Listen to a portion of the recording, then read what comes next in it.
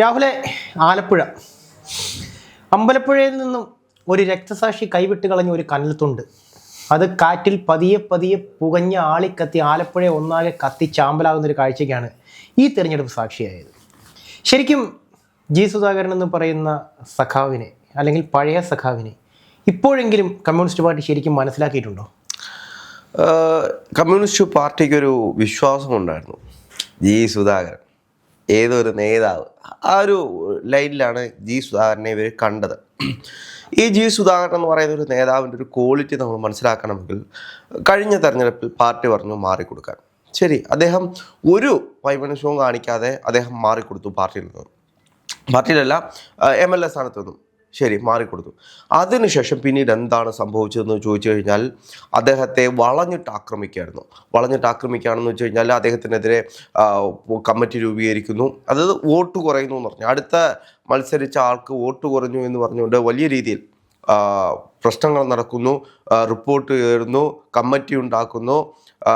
Reporting committee ഉണ്ടാക്കുന്നു. ശരിക്കും പറഞ്ഞാൽ ജി സുധാകരനെ ബലിയാടാക്കുവാൻ വേണ്ടി മാറ്റി നിർത്തിയതാണ് രാഹുൽ പറയുന്നത്. അതല്ല, അയാളുടെ ഒരു ഊർജം, ഒരു ആർജവം, അത് പിണറായി വിജയനെതിരെ നിൽക്കുന്ന ആളുകളെ കൃത്യമായി കണ്ട് വെട്ടിക്കളയാൻ പിണറായി വിജയൻ അറിയാം. VS അച്യുതാനന്ദന്റെ കൂടെ ഉണ്ടായിരുന്ന എത്ര പേർന്ന് പാർട്ടിയിലുണ്ട്, എത്ര പേർന്ന് സംഘടനാ സംവിധാനത്തിലുണ്ട്. പിണറായി ഈ VS-നൊപ്പം എന്ന് കാണിച്ചുകൊണ്ട്, അല്ലെങ്കിൽ VS-നൊപ്പം എന്നൊരു പുകമറ സൃഷ്ടിച്ചുകൊണ്ട് VS-നെ പേരിൽ നിന്ന് കുത്തുകയാണല്ലോ പിണറായി ചെയ്തത്. അത് തന്നെയാണ് VS-ന്റെ പേരിൽ അധികാരത്തിൽ വന്ന ഒരാളാണ് പിണറായി വിജയൻ എന്ന് പറയുന്നത്. അപ്പോൾ ഒന്ന് ആലോചിച്ച് നോക്കൂ, VS-ന്റെ കൂടെ ഉള്ളവരെ എല്ലാം വെട്ടി. അതേപോലെ തന്നെ ജി സുധാകരനെ കൃത്യമായിട്ട് വെട്ടിയതിന്റെ ആദ്യത്തെ അടയാളം എന്ന് പറയുന്നത് ഭൂരിപക്ഷം കുറഞ്ഞുപോയി, ജി സുധാകരൻ കാരണമാണ് എന്ന് പറഞ്ഞുകൊണ്ട് അന്വേഷണ കമ്മീഷനെ വെക്കുന്നു. ശരി, അതെല്ലാം അന്വേഷിച്ചതിന് ശേഷം വലിയ രീതിയിൽ പ്രശ്നങ്ങളുമായിട്ട് പോകുന്ന സമയത്താണ് പുന്നപ്ര വയലാർ സമരം നടക്കുന്ന അതിൻ്റെ വാർഷികത്തിൽ പോലും അദ്ദേഹത്തിനെ പങ്കെടുപ്പിക്കാതെ, നാട്ടിലൊരു പരിപാടിയിൽ പോലും പങ്കെടുപ്പിക്കാതെ അദ്ദേഹത്തിനെ തരം താഴ്ത്തുന്ന ഒരവസ്ഥ, അദ്ദേഹത്തിനെ നിലയ്ക്ക് നിർത്തുകയാണ് എന്ന് പറഞ്ഞുകൊണ്ട് അദ്ദേഹത്തിനെ താഴ്ത്ത കമ്മിറ്റിയിലേക്ക് ഇടുന്നൊരു അവസ്ഥ. ഒരു സീനിയർ നേതാവാണ്, ഒരു ക്രെഡിബിലിറ്റി ഉള്ളൊരു നേതാവാണ്, ആലപ്പുഴയുടെ ഒരു മുഖമായിരുന്നു. അതെ, ആലപ്പുഴയിൽ പാർട്ടിക്ക് ഏറ്റവും കൂടുതൽ വേരുറയ്ക്കുവാൻ സഹായിച്ച ഒരു വ്യക്തിയാണ്. അമ്പലപ്പുഴ നിന്നാണെങ്കിലും ജി സുധാകരൻ എന്നാണ് എന്റെ വിശ്വാസം. ഞാൻ ചോദിക്കുന്നത്, ജി സുധാകരനെ എന്തുകൊണ്ടാക്കി കളയാമെന്നൊരു തോന്നൽ. രാഹുലെ, എനിക്ക് ഒരു ചോദ്യം കൂടി ഉണ്ട്. അതായത്, ഈ ജി സുധാകരൻ എന്ന് പറയുന്ന സഖാവ് അമ്പലപ്പുഴയിൽ നിന്നും വളർന്നു വരികയാണെന്നുണ്ടെങ്കിൽ തനിക്കൊരു ഭീഷണിയാണെന്നും നാളെ അയാൾ ഒരു പക്ഷേ ഒരു മുഖ്യമന്ത്രി ആകാം എന്നുമുള്ള പിണറായിയുടെ ഭയമാണോ ജി സുധാകരനെ വെട്ടിനിരത്തുവാനുള്ള കാരണം? അത് മാത്രമല്ല, ജി സുധാകരൻ ഉന്നയിച്ച ചില കാര്യങ്ങളുണ്ട്. ഈ പാർട്ടിക്കുള്ളിൽ നടക്കുന്ന ചില കോക്കസുകളെ പറ്റി, ആലപ്പുഴ കോക്കസിനെ പറ്റി അദ്ദേഹം കൃത്യമായിട്ട് പറഞ്ഞു. പിണറായിയുടെ അനുയായികളാണ് ഈ സംഘടനാ സംവിധാനം ഇപ്പോൾ ചലിപ്പിച്ചുകൊണ്ട് പോകുന്നത്. ആലപ്പുഴയിലാണെങ്കിൽ പോലും ഇത് ലഹരി മാഫിയയാണ്, ഭൂമി മാഫിയയാണ്, അങ്ങനെ ഒരു മാഫിയ സെറ്റപ്പാണ് ഇപ്പോൾ ആലപ്പുഴയെ നിയന്ത്രിച്ചു. അതെ, തീർച്ചയായിട്ടും. ഇപ്പോൾ സലാമിനെ തന്നെ സുഡാപ്പി സലാം എന്നൊക്കെയാണ് അവിടെ വിളിക്കുന്നത്. അപ്പോൾ STPയുടെ സഹായത്തോടെയാണ് അദ്ദേഹം വിജയിച്ചു വരുന്നത് എന്നുള്ള ഒരുപാട് ആക്ഷേപങ്ങളുണ്ട്. അപ്പോൾ ഇതെല്ലാം നിലനിൽക്കുമ്പോൾ ജി സുധാകരനെ പോലൊരു കമ്മ്യൂണിസ്റ്റ് നേതാവ്, അദ്ദേഹം മത്സരിക്കുന്നു എന്ന് പറഞ്ഞപ്പോൾ, ഞാൻ സ്വതന്ത്രനായി മത്സരിക്കുമെന്ന് പറയുന്ന ഒരു സാഹചര്യത്തിൽ പോലും, അല്ലെങ്കിൽ അദ്ദേഹം അസ്വസ്ഥത കാണിച്ച സമയത്ത് പോലും പിണറായി വിജയൻ എന്ന് പറയുന്ന നേതാവ് ഒരക്ഷരം മിണ്ടിയില്ല, ഒരക്ഷരം. ഒരു പക്ഷേ പിണറായി സംസാരിച്ചിരുന്നെങ്കിൽ ഇതൊന്നും ആലപ്പുഴ സംഭവിക്കില്ലായിരുന്നു. ഒരിക്കലും സംഭവിക്കില്ല. പിണറായി വിജയൻ വന്നൊന്ന് സംസാരിച്ച്, സുധാകര നീ മത്സരിക്കരുത്, നീ മാറി നിൽക്കണം, പാർട്ടിക്ക് പ്രതിസന്ധി ഉണ്ടാക്കരുത് എന്ന് പറഞ്ഞു കഴിഞ്ഞാൽ മാറി നിൽക്കും. അത്രയ്ക്ക് പാർട്ടിയോട് കൂറുള്ളൊരു നേതാവായിരുന്നു, ഒരു പാർട്ടിക്കാരനായിരുന്നു. അയാളുടെ മനസ്സെങ്ങനെയാണ് മാറിയത് നമുക്കറിയാം. ഒരു പാർട്ടി സെക്രട്ടറി ഉണ്ട്. ആ പാർട്ടി സെക്രട്ടറി വാർത്താ സമ്മേളനം വിളിച്ചു കൂട്ടിയിട്ട് മാധ്യമങ്ങൾ ചോദിച്ചു, എന്തുകൊണ്ടാണ് ജി സുധാകരനെ പരിഗണിക്കാത്തത്? സുധാകരനല്ലേ?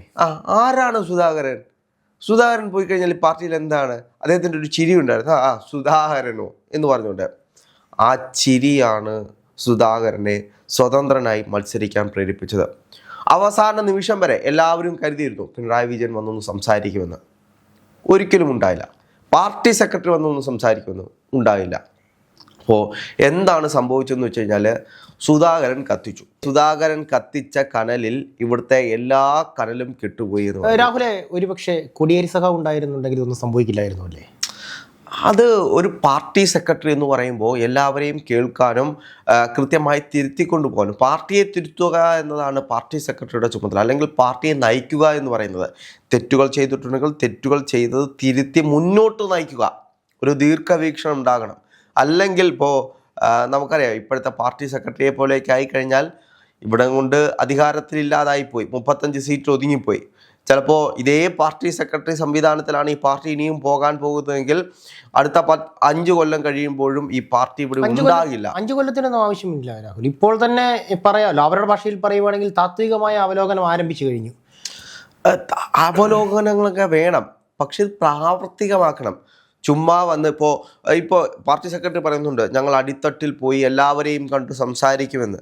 സംസാരിച്ചിട്ട് നിങ്ങൾ എന്താ ചെയ്യാൻ പോകുന്നത്? സ്വന്തം പാർട്ടി കോട്ടയിൽ അല്ല, പാർട്ടി സെക്രട്ടറി പറയുന്നുണ്ട്. ഇപ്പോൾ MA ബേബി എന്താണ് പറഞ്ഞത്? ഒരു ഭയവുമില്ലാതെ ആളുകൾക്ക് സംസാരിക്കാനുള്ള സ്പേസ് ഉണ്ടാക്കും. അതിനർത്ഥം എന്താണ്? ഇപ്പോഴും ഭയപ്പെട്ടുകൊണ്ടാണ് ആളുകൾ നിൽക്കുന്നത്.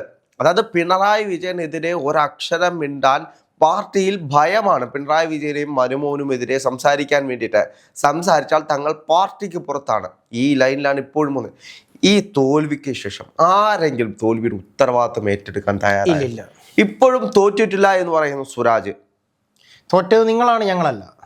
എല്ലാ നേതാക്കന്മാരും AK ബാലൻ പോയി, സജീഷ് ചെറിയാൻ പോലും ഇപ്പോൾ കോൺഗ്രസിനെ വിമർശിച്ചുകൊണ്ടിരുന്ന ഒരു പറ്റം നേതാക്കന്മാരുണ്ടല്ലോ, ഇവർ കഴിഞ്ഞ കാലയളവിൽ ചെയ്തിട്ടുള്ളതിൻ്റെ പരിണിത ഫലമാണ് ഇന്ന് അവർ അനുഭവിക്കുന്നത് എന്നുള്ള ഒരു വിശകലനം പോലും സ്വന്തമായി പോലും അനാലിസിസ് ചെയ്യാൻ കഴിവില്ലാത്ത നേതാക്കന്മാരായിട്ട് മാറിക്കഴിഞ്ഞിരിക്കുന്നു. രാഹുൽ, ഇത്രയും കാര്യങ്ങളൊക്കെ പറയുമ്പോൾ പാർട്ടി കോട്ടയിൽ 10 വർഷക്കാലം പാർട്ടിയുടെ മുഖ്യമന്ത്രിയായി ഭരിച്ചിരുന്ന പിണറായി വിജയനെതിരെയും പാർട്ടി സെക്രട്ടറി ആയിരുന്ന MV ഗോവിന്ദനെതിരെയും ഒരു ഫ്ലെക്സ് ഉയർന്നിരുന്നു. അതിനെക്കുറിച്ചും കൂടി സംസാരിക്കാതെ ഈ ഒരു ചർച്ച പൂർത്തിയാകുമെന്ന് എനിക്ക് തോന്നുന്നില്ല. ഫ്ലെക്സ് മാത്രമല്ല, ഇനി ഇവർക്കെതിരെ വലിയ രീതിയിലുള്ള ജനരോക്ഷമായിരിക്കും ഉണ്ടാകാൻ പോകുന്നത്. നമ്മൾ പറയുന്നത് പോലെയല്ല. ഇപ്പോൾ ഭയമില്ലാതെ നിങ്ങൾക്ക് സംസാരിക്കാനുള്ള വേദി ഉണ്ടാക്കി തരുമെന്ന് പറഞ്ഞു കഴിഞ്ഞാൽ ഭയമില്ലാതെ നിങ്ങൾക്ക് സംസാരിക്കാം. അതിനുള്ള ഉത്തരം, അതിനുള്ള പരിഹാരം കണ്ടെത്തണോ വേണ്ടയോ എന്ന് ഞങ്ങൾ തീരുമാനിക്കും. ആ ലൈനിൽ തന്നെയാണ്. നിന്നാൽ മതി എന്നുള്ളൊരു സ്റ്റാൻഡാണോ? ഒന്ന് ആലോചിച്ച് നോക്കൂ. G സുധാകരനെ പോലെ ഒരാൾ ഇറങ്ങി നിന്നപ്പോൾ കഴിഞ്ഞ തവണ നമ്മൾ തെക്ക് ഭാഗം നോക്കിക്കഴിഞ്ഞാൽ തിരുവനന്തപുരം, കൊല്ലം, പത്തനംതിട്ട, ആലപ്പുഴ ഈ ജില്ലകൾ നോക്കിക്കഴിഞ്ഞാൽ ആകെ കിട്ടിയത് 4 സീറ്റാണ്. ആലപ്പുഴയിൽ നിന്നും രമേശ് ചെന്നിത്തലയ്ക്ക് ഹരിപ്പാട് മണ്ഡലവും, കൊല്ലത്ത് കരുനാഗപ്പള്ളിയിൽ CR മഹേഷും, കുണ്ടറയിൽ PC വിഷ്ണു, അതും തിരുവനന്തപുരത്ത് കോവളത്ത് M വിൻസെന്റും. ഈ 4 സീറ്റുകളാണ് കിട്ടിയത്. ആലപ്പുഴയിൽ G സുധാകരൻ എന്ന് പറയുന്നൊരു നേതാവ്, ഒരു യഥാർത്ഥ കമ്മ്യൂണിസ്റ്റ് നേതാവ് ഇറങ്ങി നിന്നപ്പോൾ ആലപ്പുഴയിൽ മാത്രം 5 സീറ്റുകൾ കിട്ടി. എത്ര നാണം കെട്ട തോൽവിയാണ് ചിന്തിച്ചേക്കുക. പുന്നപ്ര വയലാർ പോലെ കമ്മ്യൂണിസ്റ്റ് പാർട്ടി ഏറ്റവും കൂടുതൽ ഉയർത്തിപ്പിടിക്കുന്ന, അവരുടെ ഏറ്റവും വലിയ രക്തസാക്ഷി മണ്ഡപം സ്ഥിതി ചെയ്യുന്ന ആലപ്പുഴയിൽ പാർട്ടിയുടെ കോട്ട ഒന്നാകെ ഇടിഞ്ഞു തകരുക, അത് ഒരു മനുഷ്യനാൽ. അപ്പോൾ ശരിക്കും പറഞ്ഞാൽ G സുധാകരനെ അണ്ടർ എസ്റ്റിമേറ്റ് ചെയ്തു. അതാണ് ഞാൻ ചോദിക്കുന്നത് രാഹുൽ. ശരിക്കും പറഞ്ഞാൽ ആലപ്പുഴയിൽ പാർട്ടിയെ താങ്ങി നിർത്തിയിരുന്ന G സുധാകരനാണെന്ന് പറയാതെ പറയുകയല്ലേ ഇത്. അതൊരു റിയൽ മാസല്ലേ അദ്ദേഹം കാണിച്ചു. G സുധാകരന്റെ കാല് വാരാൻ നോക്കിയവരെ അദ്ദേഹം കാലി കെട്ടി തൂക്കി, അതേ പറയാനുള്ളൂ. അതാണ് ഇവിടെ സംഭവിച്ചത്. G സുധാകരൻ എന്ന് പറയുന്ന ഒരു നേതാവ് ഈ പാർട്ടിയെ തിരുത്താൻ വേണ്ടി മുന്നേക്ക് ഇറങ്ങി വരുന്നു. അപ്പോഴും ഇവിടുത്തെ CPM എന്താണ് പറഞ്ഞത്? മുഖ്യമന്ത്രി അവിടെ വന്നിട്ട് പ്രസംഗിച്ചത് എന്താണ്? സംഘപരിവാറിന്റെ അജണ്ടയോടുകൂടി G സുധാകരൻ എന്ന നേതാവ് മത്സരിക്കുകയാണ് CPM-നെ തോൽപ്പിക്കാൻ വേണ്ടി, അയാളെ തോൽപ്പിക്കണമെന്നാണ് പറയുന്നത്. അല്ലാതെ കുലദ്രോഹിയെന്നും പോസ്റ്റർ എഴുതി ഒട്ടിച്ചിരുന്നു. അത് പിണറായി വിജയന്റെ ഡിക്ഷണറിയിൽ നിന്നുള്ള വാക്കുകളാണല്ലോ, അതുകൊണ്ട് കുഴപ്പമൊന്നുമില്ല. പിണറായി വിജയന്റെ ഡിക്ഷണറിക്ക് ഇവിടെ NASA വരെ അക്രഡിറ്റേഷൻ കൊടുത്തതാണ്. അപ്പോൾ എന്ത് വേണമെങ്കിലും പറയാം അവർക്കൊക്കെ. അപ്പോൾ എന്താണെങ്കിലും G സുധാകരൻ എന്ന് പറയുന്ന നേതാവിനെ അണ്ടർ എസ്റ്റിമേറ്റ് ചെയ്തതിൻ്റെ പരിണിത ഫലമാണ് ഇന്ന് പാർട്ടി ആലപ്പുഴയിൽ അനുഭവിച്ചുകൊണ്ടിരിക്കുന്നത്. ആലപ്പുഴയിൽ കടുത്ത തോൽവി എന്ന് പറഞ്ഞു കഴിഞ്ഞാൽ ഇതിലും വലിയ നാണം കെട്ട തോൽവിയില്ല. ഇപ്പോൾ കേരളത്തിൽ മുഴുവൻ നോക്കിക്കഴിഞ്ഞാൽ പോലും പിണറായി വിജയൻ എന്ന് പറയുന്ന നേതാവിനെ ഇപ്പോഴും ഭയപ്പെടുകയാണ്.